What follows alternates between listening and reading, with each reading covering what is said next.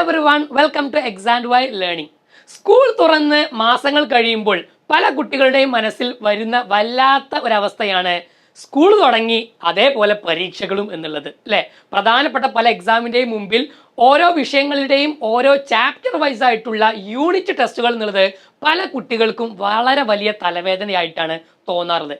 യഥാർത്ഥത്തിൽ ഈ ഒരു യൂണിറ്റ് എക്സാമുകളെ നമ്മൾ ഇത്രയധികം ഭയപ്പെടേണ്ടതുണ്ടോ? എന്താണ് ഇതുകൊണ്ടുള്ള ചില ഗുണങ്ങൾ? ആ കാര്യങ്ങളാണ് നമ്മൾ ഇന്നത്തെ ഈ ഒരു വീഡിയോയിലൂടെ പറയാൻ പോകുന്നത്. യഥാർത്ഥത്തിൽ നിങ്ങൾ എത്രത്തോളം പഠിച്ചു എന്ന് അറിയാനുള്ള ഒരേ ഒരു മാർഗം എന്ന് പറയുന്നത് ഇത്തരത്തിലുള്ള യൂണിറ്റ് പരീക്ഷകൾ തന്നെയാണ് അല്ലെ. നമ്മുടെ അസസിങ് ലേണിംഗ് പ്രോഗ്രസ് തിരിച്ചറിയാനുള്ള ടീച്ചറും ഒരു കുട്ടിയും തമ്മിൽ എത്രത്തോളം ഒരു വിഷയത്തിൽ നമുക്ക് അറിവുണ്ട്, അല്ലെങ്കിൽ ആ ഒരു വിഷയത്തിലെ കാര്യങ്ങൾ നമുക്ക് പരീക്ഷാ പേപ്പറിൽ എഴുതി പിടിപ്പിക്കുവാനുള്ള കഴിവുണ്ട് എന്ന് ടെസ്റ്റ് ചെയ്യാനുള്ള ഒരേ ഒരു മാർഗം എന്ന് പറയുന്നത് നമ്മുടെ ഈ ഒരു യൂണിറ്റ് എക്സാമുകൾ തന്നെയാണ്. അതുവഴി കൃത്യമായി നമുക്ക് എന്ത് ചെയ്യാൻ സാധിക്കും? നമ്മുടെ ലേണിംഗ് ഗ്യാപ്സുകളെ തിരിച്ചറിയാൻ, ഐഡന്റിഫൈ ചെയ്യാൻ നമുക്ക് സാധിക്കുമെന്നുള്ളതാണ്. ഇപ്പോൾ ഒരാൾ പരീക്ഷ എഴുതി, അയാൾക്ക് 20 മാർക്കിൽ വെറും 12 മാർക്കേ ഒരു വിഷയത്തിൽ കിട്ടിയിട്ടുള്ളൂ, ബാക്കി 8 മാർക്ക് എവിടെ പോയി എന്ന് സ്വാഭാവികമായിട്ടും നമുക്ക് കൃത്യമായി തിരിച്ചറിയുവാൻ ഇത്തരത്തിലുള്ള പരീക്ഷകൾ സാധിക്കും. മാത്രമല്ല, ഒരു ടീച്ചറിന് കൃത്യമായി നിങ്ങളെ ഗൈഡ് ചെയ്യാൻ സാധിക്കും. ഇപ്പോൾ ഒരേ വിഷയങ്ങളിൽ തന്നെ പല മാർക്കുകളായിരിക്കും നമുക്ക് കിട്ടുക. കെമിസ്ട്രിയിൽ ഒരു പക്ഷേ നമുക്ക് പീരിയോഡിക് ടേബിളിൽ നമുക്ക് മുഴുവൻ മാർക്കുണ്ടാകും, അതൊരു എളുപ്പമുള്ള ചാപ്റ്ററുമാണ്. തൊട്ടപ്പുറത്തുള്ള മോൾ കൺസെപ്റ്റ് അല്ലെങ്കിൽ മോൾ സങ്കല്പനം എന്നുള്ള ചാപ്റ്റർ കുറച്ചുകൂടി മാത്തമാറ്റിക്കൽ റിലേറ്റഡ് ആയതുകൊണ്ട് വിചാരിച്ചത്ര മാർക്ക് ഉണ്ടാവില്ല, ചിലപ്പോൾ 5 മാർക്കായിരിക്കും ഉണ്ടാവുക.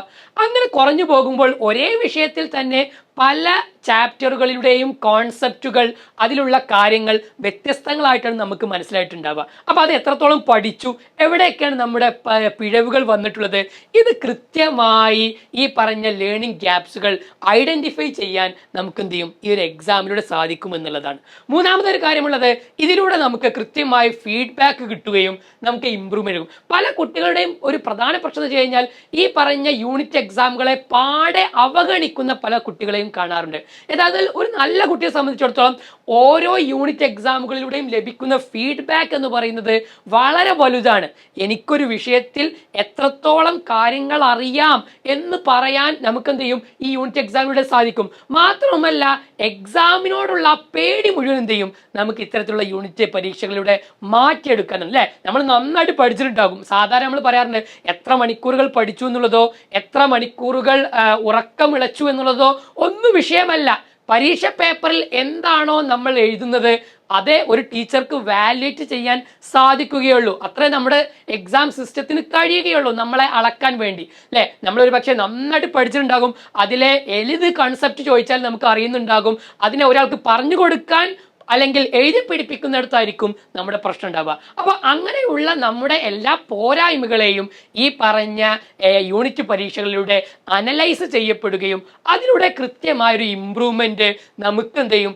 ഉണ്ടാക്കിയെടുക്കാൻ സാധിക്കണമെന്ന്. അപ്പോൾ ഒരു നല്ല കുട്ടി എന്ന് പറയുന്നത് യൂണിറ്റ് എക്സാമുകളെ ഒരിക്കലും പേടിക്കേണ്ടതില്ല, അതിനെ നന്നായിട്ട് പോസിറ്റീവായിട്ട് നമുക്ക് ഉപയോഗപ്പെടുത്താൻ സാധിക്കണം. അതിന് കൃത്യമായി നമ്മൾ ഷെഡ്യൂളുകൾ ഉണ്ടാകും. പരീക്ഷ ഇന്ന ദിവസം വരുന്നു എന്ന് കാണുമ്പോൾ അതിൻ്റെ മുമ്പുള്ള ദിവസങ്ങളെങ്കിലും നമ്മൾ ഇരുന്ന് പഠിക്കാൻ എന്ത് ചെയ്യും? അത് ഉപകരിക്കും അല്ലെ. സാധാരണ എന്താ സംഭവിക്കല്? ഈ പറഞ്ഞ ഫൈനൽ എക്സാം വരുമ്പോൾ അല്ലെങ്കിൽ ക്രിസ്മസ് പരീക്ഷയോ പിന്നെ മോഡൽ എക്സാമുകളൊക്കെ വരുമ്പോൾ ആ ഒരു എക്സാമിന്റെ ഒരു 4 ദിവസം മുമ്പ് ഇരുന്ന് കണ്ട് നമ്മുടെ ബ്രെയിനിലേക്ക് എല്ലാ വിവരങ്ങൾ കൂടി കുത്തിക്കയറ്റി അത് എക്സാം പേപ്പറിൽ അല്ലെ എഴുതലല്ല, പലപ്പോഴും എക്സാം പേപ്പറിലാണ് ഛർദ്ദിക്കലാണ് നമ്മൾ അല്ലെ. എന്തൊക്കെ തലേന്ന് കയറ്റിയോ അതെല്ലാം കൂടി എക്സാം പേപ്പറിലും ഛർദ്ദിച്ച് അതെന്ത് ചെയ്യും? ഒരു പരുവത്തിലാക്കി കണ്ട് തിരിച്ചു കൊടുക്കും. 2 ദിവസം കഴിഞ്ഞ് ചോദിച്ചാൽ പഠിച്ച ഒരു കാര്യങ്ങളും നമുക്ക് എന്തുണ്ടാവില്ല, ഓർമ്മ ഉണ്ടാവില്ല. അപ്പൊ അതുകൊണ്ട് തന്നെ വരുന്ന പ്രധാനപ്പെട്ട പരീക്ഷകൾക്ക് വേണ്ടിയിട്ട് പ്രിപ്പറേഷൻ ചെയ്യാൻ കൂടി ഈ പറഞ്ഞ യൂണിറ്റ് എക്സാമുകൾ എന്ത് ചെയ്യുന്നുണ്ട്?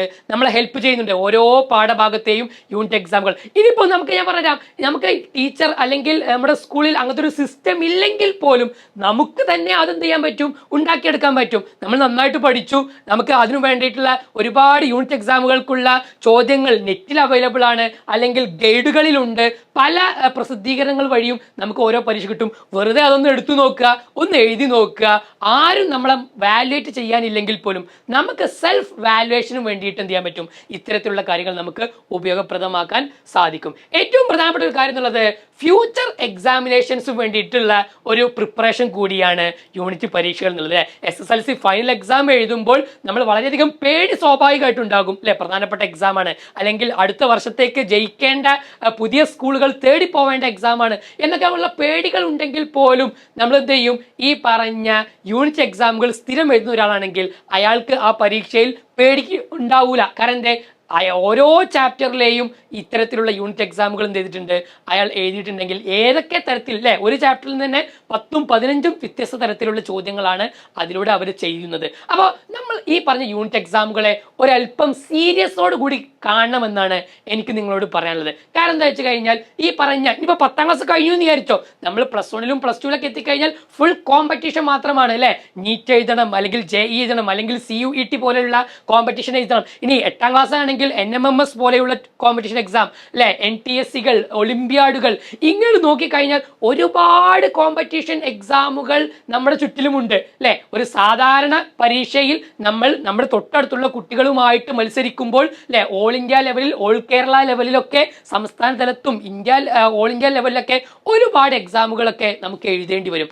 അങ്ങനെയുള്ള എക്സാമുകൾക്കുള്ള ഒരു പ്രിപ്പറേഷൻ കൂടിയാണ് യഥാർത്ഥത്തിൽ നമ്മുടെ ഈ പറഞ്ഞ യൂണിറ്റ് എക്സാമുകൾ എന്നുള്ളത്. ഇപ്പോൾ XandY തന്നെ നമ്മുടെ ഫൗണ്ടേഷൻ കോഴ്സിലൂടെ ഓരോ എക്സാം, ഓരോ പാഠം കഴിയുമ്പോഴും എന്ത് ചെയ്യുന്നുണ്ട്, അവർക്ക് എക്സാം നടത്തുന്നുണ്ട്. അതിനു മുമ്പ് നമ്മൾ നൽകുന്ന ഓരോ വീഡിയോയും, സാധാരണ നമ്മൾ സ്കൂളിലെ ക്ലാസ് ആണെങ്കിൽ 40 മിനിറ്റ് 50 മിനിറ്റിന്റെ ക്ലാസ് ഒന്നുമല്ല ഫൗണ്ടേഷനിലുള്ളത് അല്ലെ, ഒരു 10 മിനിറ്റ് അല്ലെങ്കിൽ 15 മിനിറ്റിൽ താഴെയുള്ള വീഡിയോസ് കൊടുക്കും. അത് കുട്ടികൾ കാണും. എന്നിട്ടോ അവരെന്ത് ചെയ്യും, അത് കഴിഞ്ഞ ഉടൻ തന്നെ 2 മൾട്ടിപ്പിൾ ചോയ്സ് ചോദ്യങ്ങൾ എഴുതും. അത് കഴിഞ്ഞ് അടുത്ത വീഡിയോ കാണും.